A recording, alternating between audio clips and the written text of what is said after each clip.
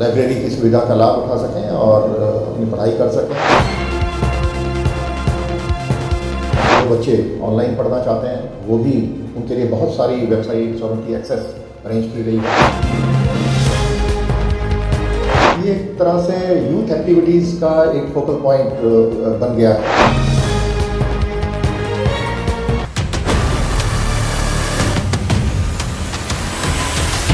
Cyber fraud के लगातार बढ़ रहे मामलों पर अंकुश लगाने के लिए हरियाणा पुलिस ने कमर कस ली है। साइबर फ्रॉड के चलते लगातार बढ़ रहे डिजिटल अरेस्ट के मामलों को पुलिस ने गंभीरता से लेना शुरू कर दिया है।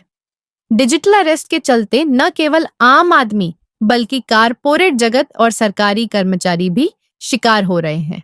हरियाणा के डीजीपी शत्रुजीत कपूर की माने तो साइबर फ्रॉड होने पर 6 घंटे के भीतर पुलिस को सूचना मिलने पर साइबर फ्रॉड करने वालों पर नकेल कसी जा सकती है और पीड़ित का 70% तक पैसा रिकवर किया जा सकता है। साइबर फ्रॉड होने पर 1930 पर सूचना दे, जिससे साइबर फ्रॉड करने वालों पर नकेल कसी जा सके। लाइब्रेरीज हम सभी पुलिस लाइंस में बना रहे हैं और 18 लाइब्रेरी अब तक हरियाणा में बन चुकी हैं अलग अलग ज़िलों में, और हमारा प्रयास है कि सभी ज़िलों में हर पुलिस लाइन के अंदर एक लाइब्रेरी बच्चों के लिए हो, जो फैमिलीज़ के लिए और जो पुलिस के परिवार रहते हैं पुलिस लाइंस में, या डीएवी पुलिस पब्लिक स्कूल्स हैं हमारे, उनके बच्चों के लिए, तो वो इन लाइब्रेरी की सुविधा का लाभ उठा सकें और अपनी पढ़ाई कर सकें। जो बच्चे कॉम्पिटिटिव एग्ज़ाम्स देना चाहते हैं उनके लिए कॉम्पिटिटिव एग्ज़ाम्स की बुक्स अरेंज की गई हैं इनमें, और किंडल, लैपटॉप्स और बाकी जो इलेक्ट्रॉनिक आइटम्स हैं उनकी व्यवस्था की गई है। और पर्पज़ ये है कि उनको जो ऑनलाइन कंटेंट है, चाहे वो कॉम्पिटिटिव एग्ज़ाम्स का हो या कोई भी और एज़ पर देयर इंटरेस्ट, तो वो उसकी एक्सेस उनको मिल सके।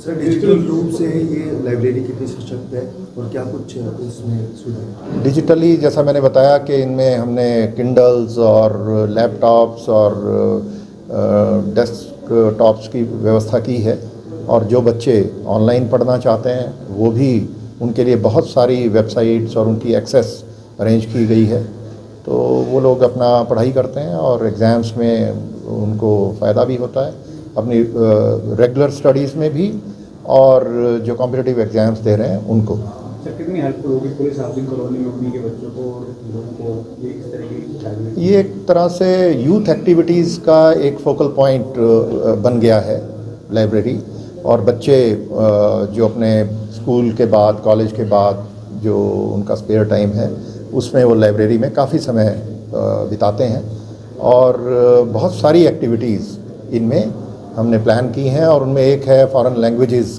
की सिखलाई, तो एक्सेस उनको दी गई है फॉरेन लैंग्वेजेस की और उसका जो स्टडी मटेरियल है उसकी, ताकि हर बच्चा कम से कम एक foreign language other than English and Hindi वो सीख पाए। इसके अलावा हरियाणा पुलिस अपराध और अपराधियों पर नकेल कसने के लिए पूरी तरह से सतर्क हो गई है। नए कानून के मद्देनजर अब अपराधियों की प्रॉपर्टी को भी अटैच किया जा रहा है। डीजीपी की माने तो साइबर अपराध करने वालों की जानकारी 1930 पर तुरंत दे। 1930 पूरे देश में काम कर रहा है। सर, भी हमने देखा था कि आपने आदेश जारी किए थे गैंगस्टर्स की प्रॉपर्टी को अटैच करने के लिए। किस तरह से आगे बढ़ेगा और कैसे नकेल कसी जाएगी गैंगस्टर्स पर? अब नए कानून जो बने हैं उनके अंदर प्रावधान है कि इन्वेस्टिगेशन के दौरान इन्वेस्टिगेटिंग ऑफिसर कोर्ट की परमिशन से प्रॉपर्टी अटैच कर सकते हैं, तो उसको भी इस्तेमाल करने के बारे में हमने इंस्ट्रक्शंस जारी की हैं, और बहुत सारे सिविल अथॉरिटीज़ के साथ मिलके जो अनऑथराइज्ड कंस्ट्रक्शंस हैं और क्रिमिनल एलिमेंट्स की ओनरशिप है वहाँ पे, तो उनके खिलाफ भी एक्शन लिया गया है। सर, अनमोल बिश्नोई को भारत लाने की चर्चा हरियाणा के कई जिलों में उसके खिलाफ मामले दर्ज हैं, क्रिमिनल्स जहाँ भी बैठे हैं उनके खिलाफ पुलिस अपना काम करती है, और उसमें एक्स्ट्राडिशन, डिपोर्टेशन की जो भी कार्रवाई ज़रूरी होती है वो हम लोग करते हैं। सर, साइबर क्राइम के मामले काफ़ी बढ़ रहे हैं, डिजिटल अरेस्ट जो है आज बहुत कॉमन हो गया है, इसको लेकर पुलिस क्या कुछ कर रही है और कैसे? देखिए, मैं डिजिटल अरेस्ट और साइबर क्राइम्स के बारे में यही कहना चाहूँगा कि जो क्रिमिनल्स हैं वो दो सेंटिमेंट्स पे प्ले करते हैं, एक फियर और एक ग्रीड। या तो किसी किस्म का लालच दे करके कि बहुत जल्दी पैसा बढ़ेगा, इन्वेस्टमेंट करें, या किसी इस तरीके की कोई पॉन्ज़ी स्कीम में उनको एंटाइस करके वो डाल देते हैं और पैसा हड़पते हैं, उनका ट्रांसफ़र करा लेते हैं अपने अकाउंट में। या फिर फियर पे प्ले करते हैं, कोई ना कोई डर दिखा के, चाहे वो पुलिस का हो या किसी CBI, enforcement directorate, income tax, try, ऐसी जो रेगुलेटरी अथॉरिटीज़ हैं, लॉ इन्फोर्समेंट अथॉरिटीज़ हैं, उनका भय दिखा करके वो लोगों को डरा के और पैसा ऐंठने का प्रयास करते हैं। तो इनसे हमने बचना है। इसमें बहुत सरल बात यह है कि कोई भी सरकारी अथॉरिटी, गवर्नमेंट एजेंसी कोई भी हो, वो कभी ऑनलाइन अरेस्ट नहीं करती और ना ही कोई ऑनलाइन इंटरोगेशन होती है, ना ही कोई ऑनलाइन आपको कहीं भी आपके ये जो मूवमेंट है उसको बाधित करता है। तो ऐसा जो भी करता है, कोई प्रयास करता है या फ़ोन करके कोई ना कोई डर दिखाता है किसी अथॉरिटी का, अरेस्ट का, तो वो मान के चलिए कि वो कोई क्रिमिनल है। तो उन लोगों की बात में नहीं आना है और उसको फ़ोन नंबर नोट करके 1930 पे फ़ोन करके उसकी इतला करनी है। 1930 हेल्पलाइन है हमारी। और मैं आपकी नॉलेज के लिए बता दूं कि 1930 में हरियाणा अब पूरे देश में नंबर 1 पे है। जो इनकी रैंकिंग आती है मिनिस्ट्री ऑफ होम अफेयर्स की, उसके अंदर सबसे अच्छी परफॉर्मेंस हरियाणा की रही।